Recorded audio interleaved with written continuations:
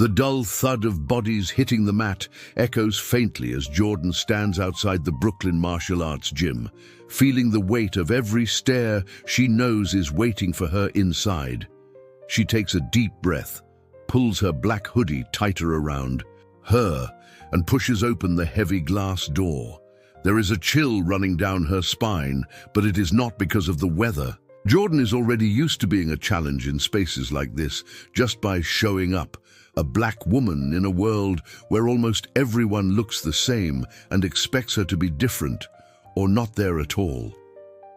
As she walks in, the whole place smells of sweat and cheap disinfectant, and the air seems thick with testosterone and something that feels close to boredom, except for the way people eye her from the sidelines.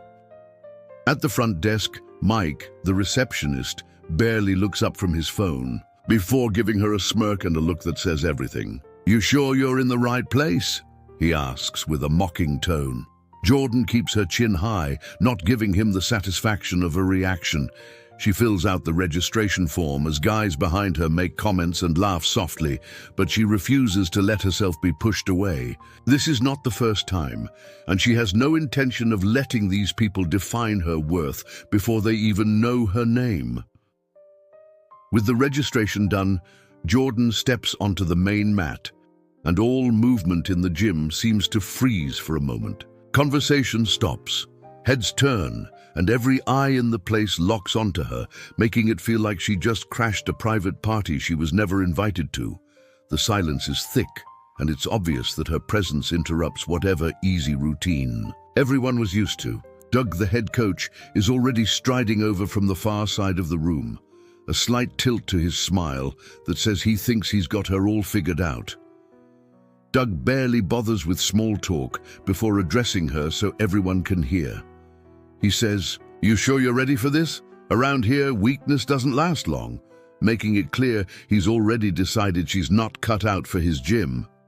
Jordan answers calmly, not letting any irritation show, hiding just how much training she really has under her belt. "I can handle myself," she replies, voice steady as she meets Doug's stare without looking away. Across the mat, a group of students led by Kevin, the gym's reigning champ, trade smirks and nudge each other, already placing mental bets about how fast she'll get put in her place. To them, it's obvious. She's just another outsider they can laugh at before she gives up and disappears. As practice begins, Jordan moves into the line with the others, tying her hair back and keeping her focus straight ahead. The drills start with basic combinations, and she runs through each step with sharp precision. She checks her stance and form, making sure her movements are clean, blending in without looking too flashy. It takes real effort to hold back, but she knows better than to show her full skill on the first day. When Mike, the same guy from the front desk, gets paired with her, he instantly tries to impress everyone. He goes at her with extra force, pushing and shoving, hoping she'll stumble or show a crack in her confidence. Jordan meets each challenge head-on, bracing and moving with control, never giving in, even when Mike tries to get rough or mutter condescending remarks under his breath. Her face stays calm, no matter how hard he pushes. Around them, the rest of the class picks up on Mike's attitude, and soon more voices join in with jokes and offhand comments. Even as the mood in the gym gets colder and the teasing builds, Jordan pays attention to every detail, the way people move, the way Kevin commands respect, the subtle hierarchy. She adapts, keeping her cool, determined not to let any of it get to her. When the drills finally wrap up and everyone starts gathering their things, Jordan takes a spot near the benches, stretching her arms and quietly watching the others pack, up in noisy little groups. It's at this moment that Eric, a slim, soft-spoken kid who barely met anyone's eyes during practice, wanders over. He keeps his voice low, checking around to make sure nobody else is listening. "Hey," he says, almost stumbling over his words, "don't let them get to you. The guys here, they're rough on anyone who's different. I've seen it before. I know what it's like." Jordan's surprised he reached out, but she sees the honesty in his expression. They trade a few words, nothing dramatic, just an understanding between people who know how it feels to be on the outside. Eric admits he almost stopped coming after his first week, but stuck around, mostly keeping his head down and trying to learn what he could. That little exchange warms something in Jordan's chest, even as laughter and sharp talk spill out from the locker room, a group egging each other on with the same old trash jokes and careless insults.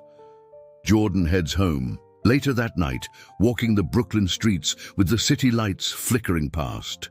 Alone in her room, she faces her own memories, old scars, losses, and the promises she's made to herself, reminding herself once again why she's there and that she has no intention of backing down. A few days later, Jordan returns to Brooklyn Martial Arts Gym, walking in with quiet confidence and a bank envelope in her hand. She heads straight for the desk, where Mike barely hides his surprise. As she hands over a full month's payment, crisp bills stacked without hesitation. There's no wavering in her voice or hands, and for a split second, Mike looks almost uncertain, caught off guard by her determination. Word spreads quickly that she's back for good, and the mood in the gym turns even heavier than before. Coach Doug and Kevin, sensing their authority might be threatened, quietly pull aside their closest trainees and start talking about ways to make sure Jordan won't stick around. They worry she'll change the dynamics, maybe even challenge some of the traditions that let them feel untouchable. Drills ramp up, and instead of easing her in, they pair her with guys like Anthony, a big, muscular fighter with a reputation for being ruthless. He doesn't bother hiding his intentions, making every move a test to break her spirit, and a few times it gets rough.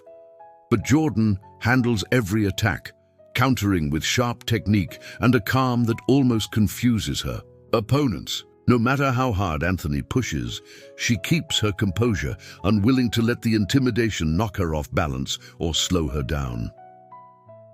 One evening, as Jordan laces up her sneakers near the back hallway, she accidentally overhears voices echoing from the coach's office. Peeking through the cracked door, she spots Doug and Kevin deep in conversation, their words sharp and bitter. They're talking about her, tossing ideas around for how to embarrass her in front of the whole gym, making it clear they want her gone.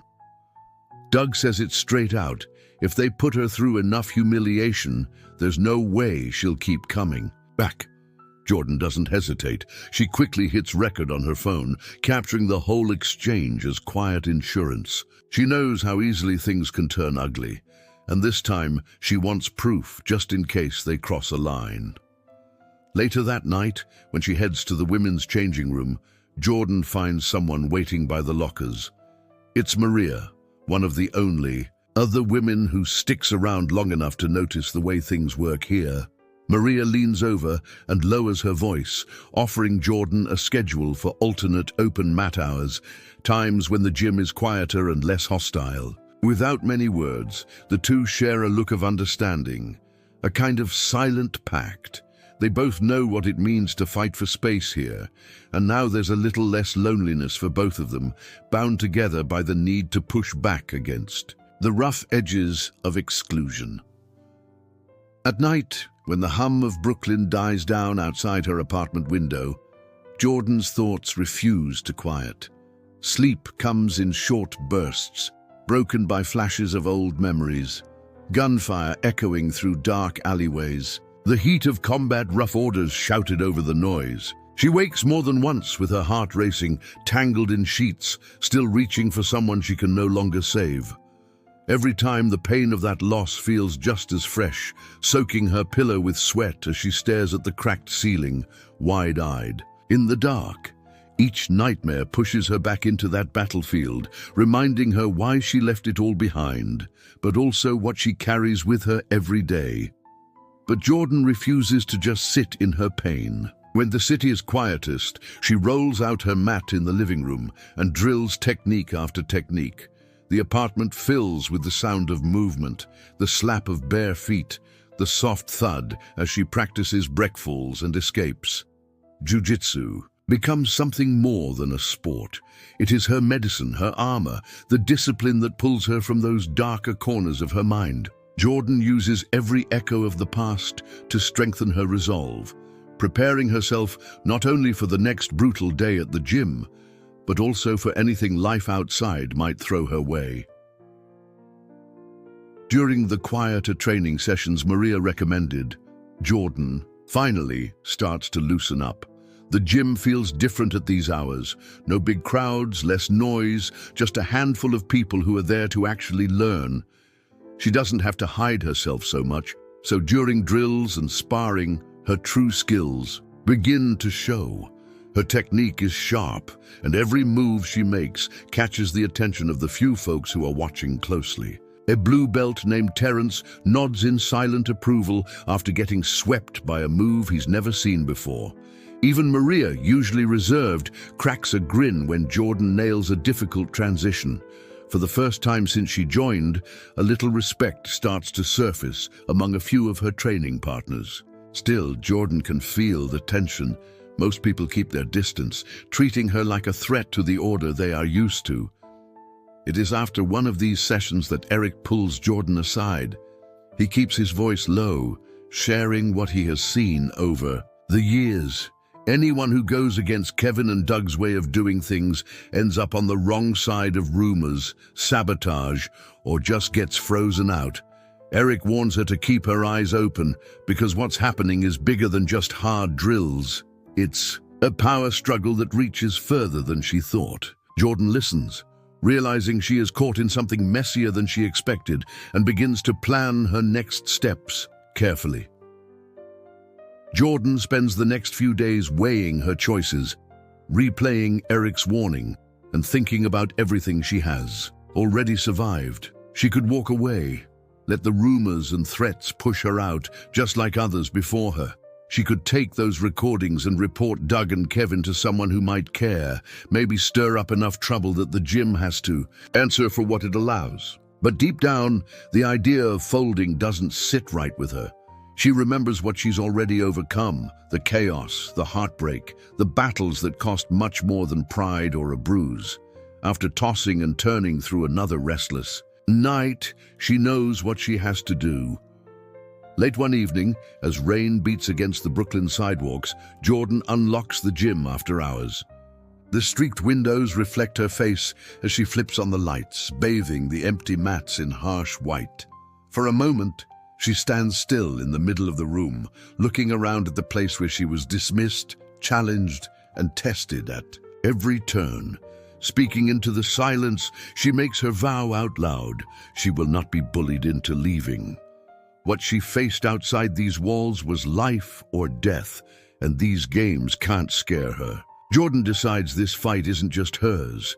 She'll stand her ground, so nobody after her has to go through the same. The next week, tension thickens in the air at Brooklyn Martial Arts Gym. Word spreads quickly. Coach Doug posts a notice for the gym's monthly gauntlet, the kind of challenge meant to test the new members. But everyone knows this one is set up with one goal in mind. Doug makes a show out of introducing the event, spinning it like a tradition, but nobody misses that the main target is Jordan. Jabs and comments pile up, and a few students even make cheap signs, turning the challenge into their own twisted show. They want everyone to know that Jordan does not belong here. Then Doug announces who Jordan will face. Kevin, the toughest guy in the gym, who's more than willing to go rough if it means putting someone in their place. The buzz runs through the mats like electricity. Bets are taken under the table, and almost every conversation is about whether Jordan will even show up. But when her name is called, Jordan steps forward without flinching. She knows this is all a setup, meant to pile the pressure on and make her crack. But something about their smug certainty only steals her nerves. Ignoring every taunt and sneer, she keeps her mouth shut and her hands steady, focusing on every breath as she gets ready for the fight ahead. Right before the gauntlet, Maria finds Jordan sitting quietly in the corner, headphones in and eyes on the mats, Maria leans close, low enough so nobody else hears, and tries to talk her out of it. She tells Jordan about the ugly tricks Doug has pulled before, grainy stories about swapped scorecards, mystery injuries, and sneaky moves that somehow only benefit Doug's favorites. Maria claims Doug has even messed with match rules, just to make sure the gym's regulars always come out on top. The odds never fall in favor of outsiders, she warns. But Jordan just shrugs, her voice steady as she says, "This isn't the first time I've dealt with guys like Doug, and it probably won't be the last. I'm still standing." Stepping out into the main hall, Jordan runs into Eric, who holds out a small notebook. He tells her he's been watching Kevin go through his routines and has written down notes on his habits, strengths, and the little patterns no one else notices. Eric confides that he has also kept track of the group's shady methods over the years. Quiet proof in case she needs it. With Maria and Eric pulling for her, Jordan feels a newfound sense of support. She realizes, maybe for the first time since stepping into the gym, that she is not facing this mess all by herself. The night of the gauntlet finally arrives, and Brooklyn Martial Arts Gym is packed tighter than ever.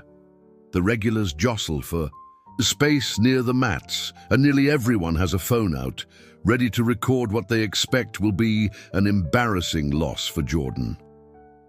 Doug stands front and center, going over the rules with a lot of extra emphasis, like he wants to remind everyone who is in charge and makes it obvious who he is hoping will win. Kevin, cool as ever, struts around with a grin, throwing a few cocky glances at the crowd. He acts like he already has the match in his pocket. When the whistle blows, the crowd seems to hold its breath, but from the very start, things do not go as anyone expects. While Kevin moves in with his usual heavy approach, Jordan stays light on her feet. She reads him easily, using all the insights Eric shared. In one smooth burst, she drills into a slick arm drag, wraps up Kevin's back, and forces a tap-in. Just 14 seconds.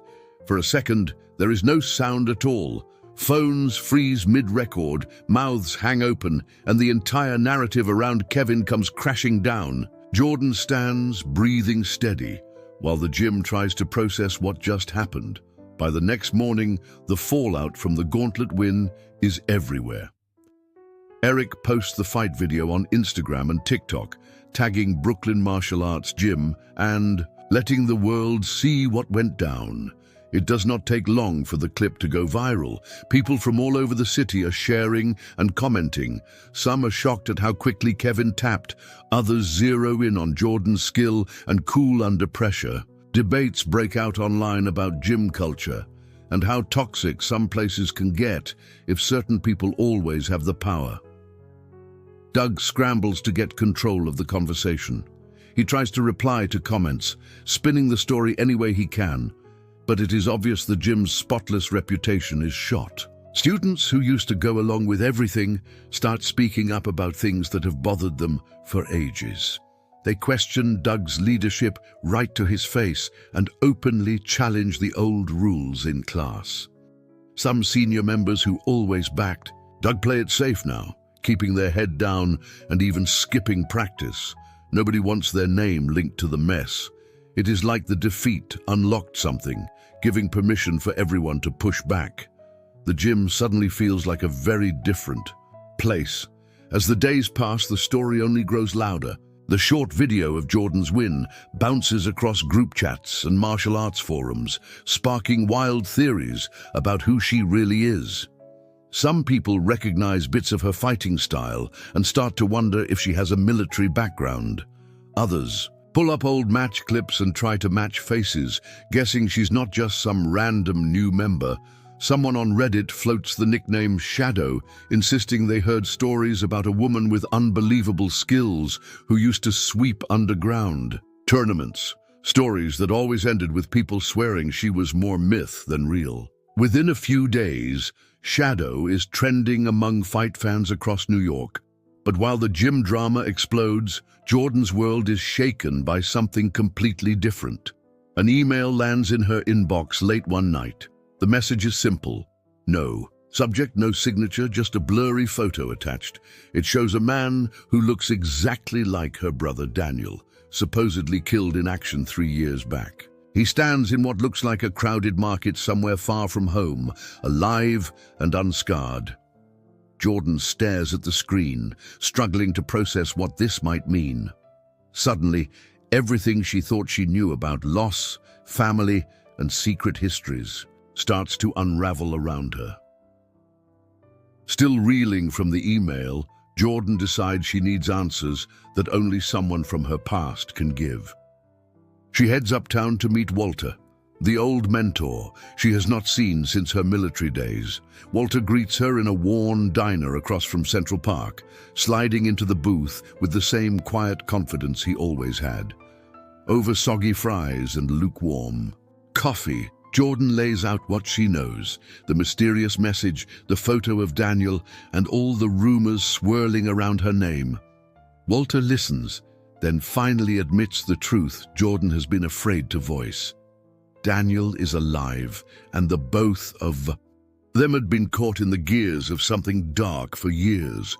Walter explains the whole mess. The two of them were tangled up in Project Sentinel, a classified program that went far beyond what even Jordan suspected. Doug and Kevin, for all their big talk, are nothing but minor players. They have always followed orders from above, probably, without realizing how deep things go. The real mastermind behind all of it is Leonard, a ghost who runs a network of shadowy operations across the country. Now that Jordan has slipped out from under the radar and shaken things up, Leonard sees her as a problem he needs to control or eliminate. Walter's eyes are serious as he warns her. The trouble at Brooklyn Martial Arts was only the beginning. Jordan knows she cannot do this alone, so she reaches out to Maria and Eric. Even though their backgrounds are nothing alike, the three join forces, pooling their skills and leaning on quick trust built during the chaos at the gym. Eric uses his sharp eye for detail to follow digital trails, while Maria brings street smarts and an uncanny ability to read people. They work through the night, chasing small leads and picking up fragments, strange financial transactions, coded texts and whispers traced back to upstate New York. Eventually, these clues take them to an old, decommissioned army base deep in the Catskills. The place is surrounded by barbed wire and faded "no trespassing" signs, but they sneak their way in through a broken fence. It is obvious the place is still being watched. Cameras turn silently, and here and there, light flickers behind thick blackout curtains. As they make their way through chilly corridors, a stern-faced agent greets them. He identifies himself as part of Project Sentinel, and without much ceremony, leads them down a maze of hallways. At the center of the base, they finally come face to face with Leonard. He barely hides his impatience, tossing out vague threats, and then switching to promises. He says he will let Daniel go, but only if Jordan agrees to take on new covert jobs for his network, locking her right back into the darkness she is trying to escape. The air feels charged as Jordan weighs her next move. Jordan listens to Leonard's threats, letting him talk just long enough to figure out his real game. She spots Maria and Eric glancing nervously at the armed agents lining the room. Jordan knows Leonard will never truly let her or Daniel go, not unless she does something drastic. She stands tall and tells him, without even a hint of doubt, that she will not be anyone's pawn anymore. Leonard's smile fades as soon as he realizes she means it. The minute he signals for his guards to move, Jordan reacts on instinct. In less than a heartbeat, she sweeps the legs from the nearest agent, grabs his weapon, and tosses it across the floor to Maria. Eric pulls Maria behind a metal desk for cover, while Jordan takes down 2 more guards using barely any effort. Chaos breaks out, but the trio keeps their heads, sticking close and moving fast down tight halls. At one checkpoint, Jordan spies a small silver hard drive on a table and grabs it, figuring out instantly that it holds data about Project Sentinel. And more importantly, Daniel's last known whereabouts.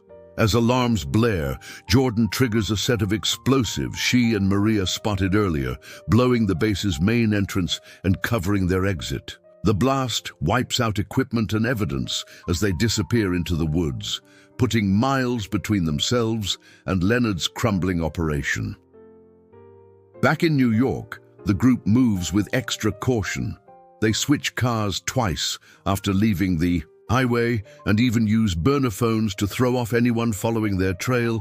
By the time they reach their safe spot, an old apartment Eric's cousin barely uses in the Bronx, they are exhausted and tense. Jordan finally sits down with Maria and Eric, deciding it is time to let them in on the full truth. She tells them about Project Sentinel, the government project she and her brother were part of, and how deep Leonard's organization really goes. Maria listens with a kind of quiet shock, while Eric just nods, his mind already racing through the best way to help and stay off the grid. While the three of them lay low and plan their next move, news drops about Brooklyn Martial Arts Gym. Doug, now under more pressure than he can handle, announces that he's selling the place. He packs up what he can and slips out of town overnight, refusing to answer calls or messages. His old crew is left behind, confused and powerless. The once crowded gym now sits empty, just echoes of training sessions fading in the dark. For years, the place had run on strict rules and fear, but now it is just a hollow building. One more sign that things will never go back to the way they were. With the evidence Jordan snatched from the old military base and the backing of a few trusted connections from her past, their crew puts together a solid case against Leonard. It is not easy, but turning over everything to the right authorities and trusting a small group of honest agents, they manage to see Leonard arrested on serious financial crimes.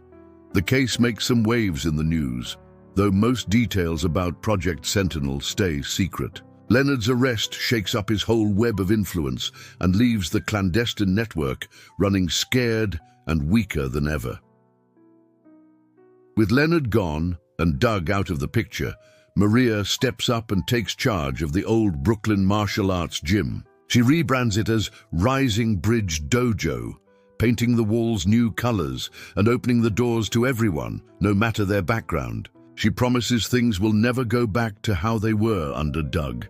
Eric really comes into his own, focusing his classes on kids and teens who need extra support, some from difficult homes, some just looking for a sense of belonging. His patience and simple honesty make a difference, and you can see the mood of the place lift with each passing week. As for Jordan, she keeps away from the spotlight. She wants peace. But her story spreads quietly, inspiring young fighters to stand up for themselves. Step by step, something better grows from the pain they all endured. Months go by, and life slowly settles into a new rhythm for everyone. Then word spreads about a national martial arts tournament at Madison Square Garden, and it seems like half the city is buzzing about it. Jordan is not sure she wants any more attention, but Maria convinces her to come, reminding her that she has a real chance to show people what change looks like. It is at this big event that Kevin shows up again, stepping onto the mat opposite Jordan in the finals. The two had clashed before, but this time the mood is completely different. Gone is the grudge and bitterness. Now it is about skill, discipline, and respect. From the first bell, the match is close, each move met with a sharp counter, the crowd watching every moment. In the end, Jordan edges out Kevin by points, and instead of old anger, they share a genuine handshake right there in front of everyone.